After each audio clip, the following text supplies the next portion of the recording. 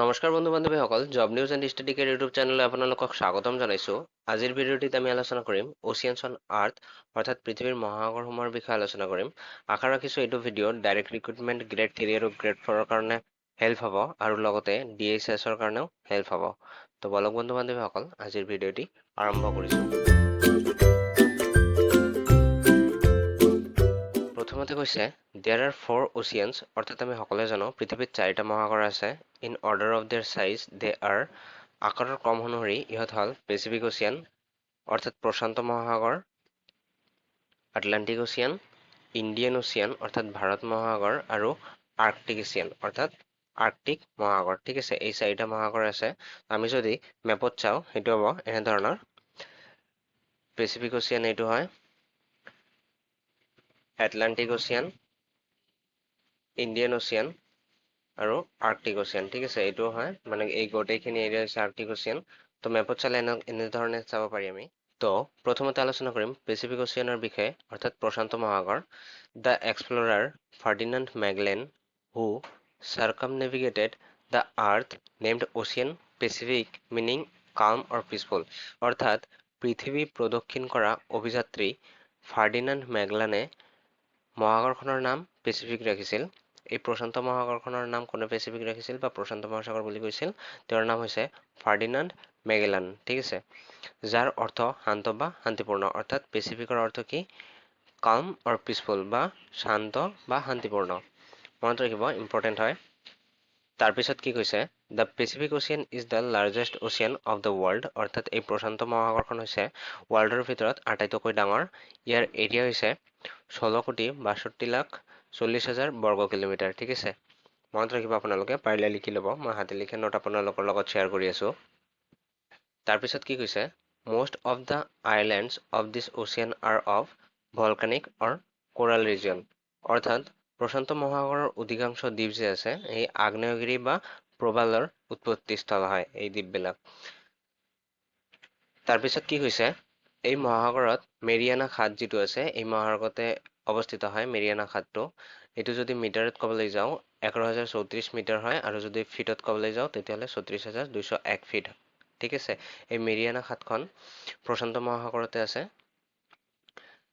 ইয়াৰ ওপৰত কুৱেশ্যন আহিব পাৰে, তো আপোনালোকে লিখি ল'ব। তাৰপিছত মৌনাকিয়া, অৰ্থাৎ সাগৰৰ তলিত থকা পৃথিৱীৰ উচ্চতম পৰ্বত শৃংগটো হৈছে মৌনাকিয়া। তো মৌনাকিয়াটো এই প্ৰশান্ত মহাসাগৰতে আছে, আপোনালোকে লিখি ল'ব পাৰিলে। তাৰপিছত আহিছোঁ আটলান্টিক অচিয়ান, অৰ্থাৎ আটলান্টিক মহাসাগৰৰ বিষয়ে এতিয়া পঢ়িম আমি।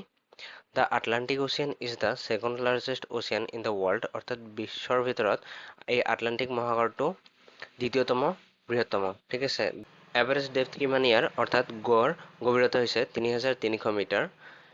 It's name is derived from Atlas, a Titan in Greek mythology, অৰ্থাৎ ইয়াৰ নাম গ্ৰীক পৌৰাণিক কাহিনীৰ এটা টাইটান এটলাছৰ পৰা লোৱা হৈছে।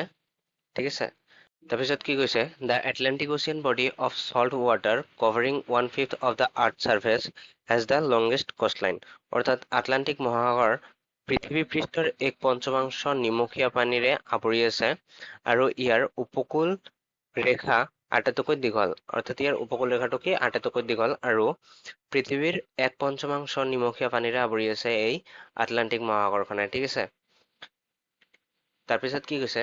আটলান্টিক মহাসাগৰ আকৃতি ইংৰাজী এছ আখৰৰ দৰে, আৰু আটলান্টিক মহাসাগৰৰ আকৃতিটো হৈছে কি? ইংৰাজী এছ আখৰৰ দৰে। এইটো ইম্পৰ্টেণ্ট হয়, মনত ৰাখিব।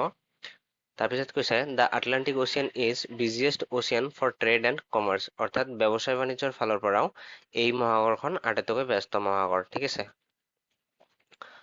তাৰপিছত আহিছোঁ ইণ্ডিয়ান অচিয়ান, অৰ্থাৎ ভাৰত মহাসাগৰ। The Indian ocean is the only ocean named after a country, its average depth 3,960 metres, অৰ্থাৎ ভাৰত মহাসাগৰ হৈছে এখন দেশৰ নামেৰে নামকৰণ কৰা একমাত্ৰ মহাসাগৰ। এই ভাৰত মহাসাগৰখন হৈছে দেশৰ নামেৰে নামকৰণ কৰা একমাত্ৰ মহাসাগৰ। ইয়াৰ গড় গভীৰতা হৈছে 3,960 মিটাৰ। ঠিক আছে, তাৰপিছত কৈছে the Indian ocean is deeper than the Atlantic ocean, অৰ্থাৎ এটলান্টিক মহাসাগৰতকৈও ইণ্ডিয়ান মহাসাগৰ অৰ্থাৎ ভাৰত মহাসাগৰ যিটো আছে এইটো এটলান্টিক মহাসাগৰতকৈও ডিপাৰ হয়, অৰ্থাৎ গভীৰ বেছি হয়। ঠিক আছে, it contains Numerous continental Ireland, Madagascar and Sri Lanka are being the largest ones. অৰ্থাৎ ইয়াত অসংখ্য মহাদেশীয় দ্বীপ আছে। মাদাগাস্কাৰ আৰু শ্ৰীলংকা আটাইতকৈ ডাঙৰ দ্বীপ হিচাপে পৰিগণিত হৈছে। এই মহাসাগৰখনত অসংখ্য দ্বীপ আছে, তাৰ ভিতৰত মাদাগাস্কাৰ আৰু শ্ৰীলংকা হৈছে আটাইতকৈ ডাঙৰ দ্বীপ বুলি পৰিগণিত হৈছে। ঠিক আছে, তাৰপিছত আহিছোঁ নেক্সট লৈ, অৰ্থাৎ শেষৰটো মহাসাগৰ যিটো হৈছে আৰ্কটিক অচিয়ান, এইটোৰ বিষয়ে পঢ়িম অলপ। কি কৈছে? The Arctic ocean is the smallest of all the ocean, অৰ্থাৎ সকলো মহাসাগৰতকৈ আৰ্কটিক অচিয়ানটো হৈছে আটাইতকৈ সৰু। It lies within the Arctic circle, hence the name Arctic ocean. The North Pole lies in the middle of the Arctic ocean, অৰ্থাৎ Arctic মহাসাগৰ সকলো মহাসাগৰৰ ভিতৰত আটাইতকৈ সৰু। ই আৰ্কটিক বৃত্তৰ ভিতৰত অৱস্থিত, সেয়ে ইয়াৰ নাম আৰ্কটিক মহাসাগৰ। আৰু উত্তৰ মেৰু আৰ্কটিক মহাসাগৰৰ মাজত অৱস্থিত। উত্তৰ মেৰু যিটো আছে এইটো আমাৰ এই আৰ্কটিক মহাসাগৰৰ মাজতে অৱস্থিত হয়। তাৰপিছত কৈছে most of the parts of Arctic Ocean remains frozen with thick ice for most of the days every year, অৰ্থাৎ আৰ্কটিক মহাসাগৰৰ বেছিভাগ অংশ প্ৰতি বছৰে বেছিভাগ দিনেই ডাঠ বৰফেৰে জমা হৈ থাকে।